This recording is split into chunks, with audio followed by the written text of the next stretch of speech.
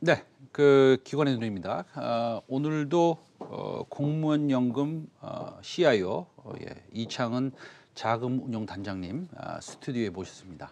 네, 안녕하십니까? 네, 안녕하십니까? 잘 계셨어요? 네네. 네. 오늘은 이제 말도 많고 탈도 많은 우리가 조금 그래도 알고 넘어가야 될 이슈에 대해서 한번 말씀을 나눠보겠습니다.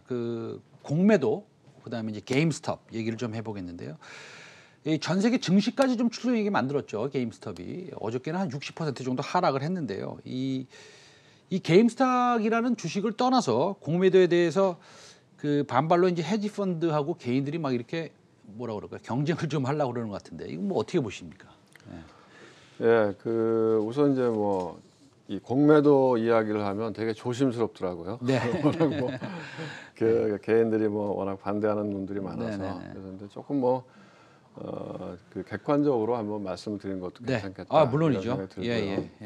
우리 잠시만요. 우리 시청자 여러분 공매도에 대해서 많이들 싫어하시는 거 아는데요. 그래도 수십 년 동안 이렇게 계셨던 제도권에 계셨던 분이 이게 객관적으로 한번 얘기하시는 것들에 대해서 한번 듣고 우리가 또 어떻게 하면 이 공매도의 제도를 좀 더 원활하게 고칠 수 있을지 한번 생각해-보는 시간을 갖도록 하겠습니다. 예, 단장님. 예. 예, 우선 이제 게임스톱 이게 굉장히 재밌는 케이스인데요. 네네. 제가 보기에는 아마 미국에서 정치적으로도 이슈가 돼서 워렌 상원의원 같은 경우에 청문회 하겠다 이런 얘기가 나왔기 때문에 한번 깊이 있게 다뤄줄 가능성도 있다 저는 보는데요. 다 잘 아시겠지만 이제 게임스톱이라고 하는 게 로빈후드 창구에서부터 시작이 됐는데 우리나라도 보면은 왜 증권 토론방 이런 것들이 있잖아요. 그렇습니다. 그런 것처럼 레딧이라고 하는 증권 토론방 창구에 아마 월스트리트 벳이라고 하는 종목 토론방에서 여론을 주도했던 것 같고요. 계기는 그랬던 것 같아요. 이 게임스톱이 말하자면 게임을 오프라인에서 유통하는 그런 회사니까 아주 밸류가 있는 회사는 아닌데 아마 거기에 초창기에 아마 주가가 한 10불, 20불 이렇게 할 때 아마 새로운 투자자가 들어간 것 같아요.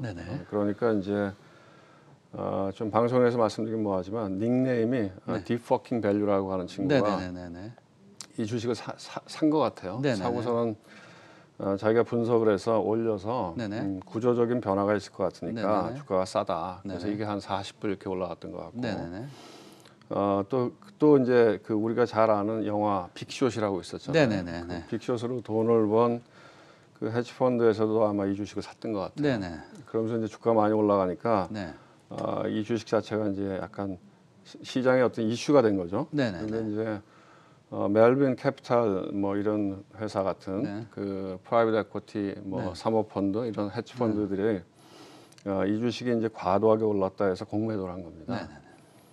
근데 이제 이 반대편에 서 있는 개인들이 분석을 해보니까 이게 이슈가 됐던 게 이제 공매도 물량이 실제 발행 주식보다 많았다는 거죠. 제가 본 숫자는 120%까지 봤습니다. 그렇습니까?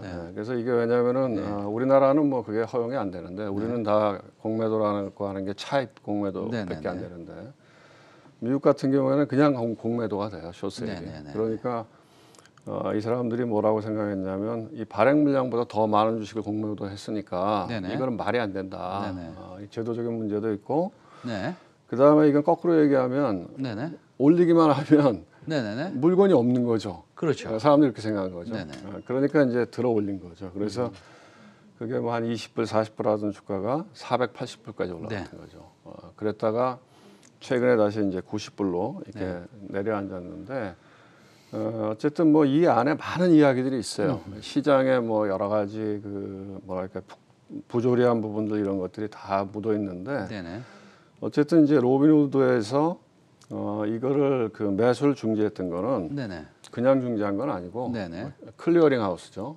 결제 회사에서 이게 이제 종목의 변동성이 너무 커지니까 결제가 불이행될 수도 있겠다 이런 생각을 해서 그러면은 니네 증거금을 갖다가 한 30억 불 정도 갖고 와 이렇게 한 겁니다. 그러니까 이제 로빈후드에서 당장 증거금 35%를 구하기가 어려우니까 이제 아마 거래 중지를 시켰던 것 같고 그 와중에서 이제 이 회사에 이제 시터들이라고 하는 그 헤지펀드인데요. 이게 이제 단타를 주로 하는 그 초단타 매매를 하는 데인데 거기서 이제 이 로빈후드에 돈도 빌려주고 지분 출자도 했어요. 그렇게 해서 이제 그게 다시 또 해소가 돼서 뭐 이런 스토리입니다. 근데 이제 그 로빈후드라고 하는 회사가 사실은 이제 거래 수수료 없이 거래를 하는 브로커리지 회사이기 때문에 개인들이 엄청 많이 들어가 있었던 거죠. 우리 동학개미처럼.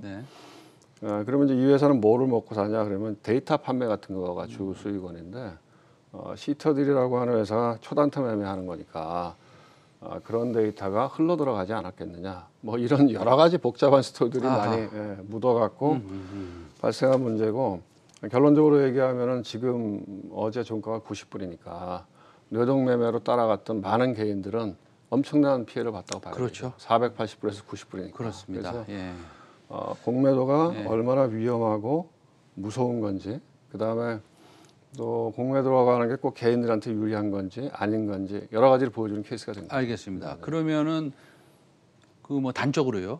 우리나라에서도 지금 그 지난 3월부터 오늘까지 공매도를 하지 못하지 않습니까? 그렇다고 본다면 작년 3월 이전에 6개월 동안 2019년 뭐 한 9월 정도까지 돌아갈까요? 그때부터 2020년 3월까지 공매도를 많이 해놨지 않습니까? 아마 해놨을 겁니다. 외국인들이 항상 하니까. 그럼 그 거기에 쌓여 있는 공매도를 지금 환매수를 할 수 있는지. 왜냐하면 사실은 단가를 높이지도 못하잖아요. 계속 물을 타야 되는데. 그게 이제 그걸 일률적으로 말씀드릴 수가 없는 게 왜냐하면 이제 공매도를 왜 했느냐에 따라서 각자 입장이 다 다를 거예요. 그래서 이제 대표적인 케이스가 보통은 이제 롱 숏을 합니다. 그래서 우리가 숏을 공매도가 되는 거고 롱은 매수가 되는데 이번에 이제 이 공매도가 과연 그러면 시장에 도움이 되는 거냐 안 되는 거냐. 그래서 지금 일반적으로 뭐 청와대 청원도 올라가고 우리나라도 정치권도 들어와서 이야기하고 그러는데 일반적인 상식으로는 공매도는 무조건 나쁘다. 거의 악의 축이다 이렇게 생각하는데 그런 건 아니라는 거죠. 왜냐하면 이번에 이제 그 어떻게 보면 제가 보기엔 언론이 그런 구도를 만든 것 같아요. 언론이 뭔가 재밌어야 되니까 이런 개인과 뭐 기관 투자가 이런 양구도로 해서 뭐 개인들이 와서 기관을 이겼다 뭐 이렇게 재밌는 이야기 스토리를 만들었기 때문에 그런데 결론적으로 얘기하면은 이 게임스탑이라고 하는 주가가 뭐 거의 480불, 그러니까 거의 뭐 500배 가까이 폭등한 거죠. 그 과정에서 제가 보기엔 돈을 버는 사람들은 아마 초기에 이걸 기획하고 가담했던 일부 투자가들, 그런 사람들이 선동을 한 거죠. 어떻게 보면 이 증권방을 통해 토론방을 통해서 그리고 아마 이제 이 480불 오버슈팅 할 때 공매도를 했던 헤지펀드들, 왜냐하면 이게 공매도 물량이 전체적으로 기사를 보면 한 10%밖에 안 줄었다고 그러거든요. 그러니까 실적으로 누구는 손을 들었지만 다시 그 위에서 공매도한 그 헤지펀드들이 많이 있을 거라는 거죠. 그래서 그런 사람들이 돈을 얻었을 것 같고 결국 누가 제일 많이 피해를 봤냐? 많은 개인 투자자들이 여기서 피해를 본 그렇습니다. 거죠. 이 종목에서도 봤지만 또 하나는 이제 왜 그러면 게임스탑이 올라갈 때 주가가 빠졌냐? 그거는 이제 제가 보기에는 두 가지 요인인데요. 하나는 이런 개별 종목들이 세게 올라가니까 시장의 변동성이 커진 거예요. 빅스가. 시장의 변동성이 커지니까 그거와 구조화되어 있는 많은 알고리즘 트레이딩에서 셀이 나왔을 것 같고 우리 시장도 마찬가지로 영향을 받았고 또 하나는 뭐냐면은 이게 대체로 롱숏 펀드라고 하는 게 좀 비싼 주식을 팔고 고평가되어 있는 주식을 팔고 저평가되어 있고 우량한 주식을 사는 구조거든요.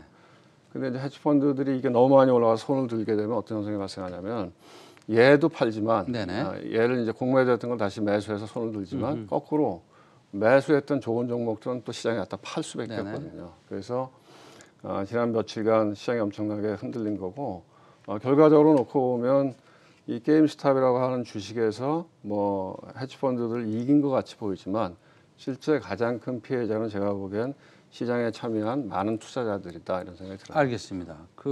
저도 알기로는 멜빈 캐피탈이 파산을 했고 그 멜빌 캐피탈이 운용하던 그 자금은 그 미국 노인들의 연금이었다라고 한다면 개인들이 개인들을 이긴 것이고 그렇게 되면 서로 이제 피해를 많이 본 것이다. 뭐 이렇게 좀 생각할 수도 있겠습니다.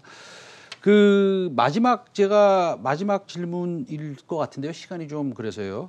오늘 우리 단장님이 굉장히 말씀을 많이 하셔서 그 우리 유튜브 채팅창에서 그 우리 단장님한테 질문이 하나 들어와 있습니다. 그 연기금의 매도는 언제까지 계속될까요? 한 말씀 부탁드립니다. 그러면서 하셨던 말씀이 뭐라고 하셨냐면 그래서 이제 제가 공매도를 결론을 짓고 요 말씀드릴게요. 무슨 얘기냐면 공매도가 꼭 나쁜 건 아니에요. 공매도가 갖고 있는 순기능도 많이 있거든요. 그러니까 제일 중요한 거는 시장의 가장 큰 기능은 그 가격입니다. 프라이싱하는 건데 예를 들어서 과도하게 올라간 것들은 좀 뭐 공매도 하고 또 싼 것들 대신에 이제 대부분이 롱숏이기 때문에 일방적이진 않거든요. 그래서 이제 공매도의 순기능도 있다는 거 분명히 인식하셔야 될 것 같고 다만 이제 이런 부분입니다. 뭐냐면 우리 시장에서 문제가 되는 거는 하나는 이제 무차익 공매도가 있을 수 있다. 특히 외국인들이 확인이 안 되고 과거에 이제 골드만삭스 창구에서도 한번 그런 일이 있었고요.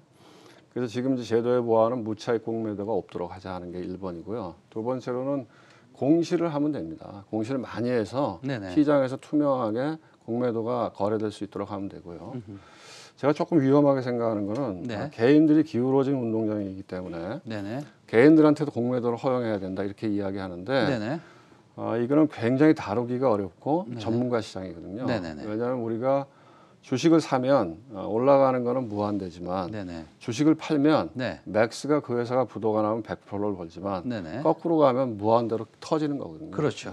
그래서 이게 제가 보기에 많은 개인들이 참여했을 때 괜찮을까. 왜냐하면 과거에 우리 시장에 ELW 시장이 있었거든요. 그 시장이 지금은 이제 규제 때문에 죽었는데 그 당시에도 개별 종목의 옵션 워런트 형태인데 많은 개인들이 들어왔다 거기서 엄청나게 많은 돈을 잃었거든요. 그래서 그런 부분들은 좀 그 주의해야 될 필요가 있고요. 연기금 매도 이야기는 제가 보기에 이렇습니다. 예를 들면 국민연금을 예를 들면 연기금이라고 하는 건 시장 전망이 좋다고 해서 주식을 더 사고 시장 전망이 나쁘다고 해서 주식을 더 팔고 그렇지 않아요. 왜냐하면 큰 그림에서 보면 한 5년, 10년 단위로 가야 되는 전략적인 비중이 있어요. 자산 배분. 그런데 크게 보면은 국민연금이 지금 한 700조인데 이게 한 3,000조까지 늘어날 거거든요. 그럼 이 거대한 고래가 대한민국 시장에서 머물 수는 없거든요. 그래서 우리나라 시장이 전 세계에서 차지하는 시가총액 비중이 한 2%가 좀 안 돼요. 근데 지금 아마 국민연금이 한 17% 정도 들고 있을 거예요. 그러니까 점진적으로 국내 주식의 비중을 줄여나가야 되기 때문에 이제 그런 면이 있고 또 하나는 주가가 많이 올라가면 상대적으로 원하지 않았는데 국내 주식 비중이 너무 커지는 거예요. 어느 기관이나.